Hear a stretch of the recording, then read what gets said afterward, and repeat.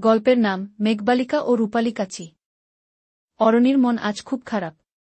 বিকেলে বৃষ্টি হওয়ার কথা ছিল, কিন্তু আকাশ জুড়ে শুধু তামাটে রঙের মেঘ। অরণি তার জানালার পাশে বসেছিল। হঠাৎ দেখল একটা ছোট মেঘের টুকরো তার বারান্দার রেলিংয়ে আটকে আছে।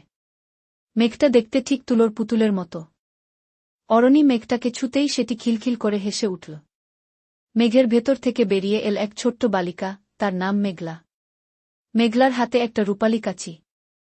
মেঘলা বিষণ্ণ গলায় বলল, অরণি, আমার কাচিটা ভোঁতা হয়ে গেছে। আমি মেঘ কাটতে পারছি না, তাই বৃষ্টিও নামছে না।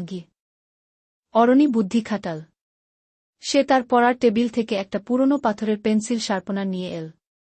সেটা দিয়ে অনেক কষ্টে রূপালী কাচিটা ধার করে দিল।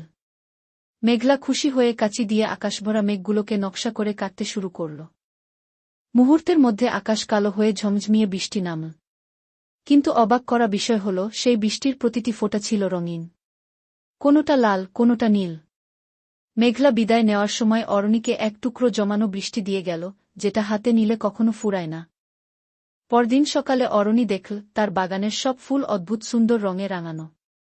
সে বুঝল, দামি খেলনা নয়, কারো বিপদে ছোট্ট একটা সাহায্যই পৃথিবীতে আসল রঙের ছোঁয়া এনে দেয়।